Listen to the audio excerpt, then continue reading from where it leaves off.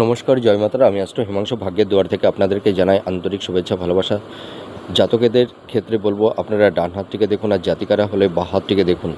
যদি কোনো জাতক জাতিকাদের চন্দ্র ক্ষেত্র থেকে একটি ভাগ্যরেখা শনির ক্ষেত্রের দিকে চলে যায় এবং এই ভাগ্যরেখা থেকে যদি একটি বুধ রেখা এই বুধের ক্ষেত্রের দিকে চলে যায় এবং এটি হচ্ছে মস্তিষ্ক রেখা, এই মস্তিষ্ক রেখাটি যদি উচ্চ মঙ্গলের ক্ষেত্রে আসে, তাহলে দেখুন এখানে বুধ রেখা এবং এটা হচ্ছে আমাদের ভাগ্যরেখা, আর এটা হচ্ছে মস্তিষ্ক রেখা। এই এই তিনটি রেখা দ্বারা দেখুন এই কেতুর স্থানে একটা ট্রায়াঙ্গেল সাইন তৈরি হয়েছে, ত্রিভুজ চিহ্ন তৈরি হয়েছে।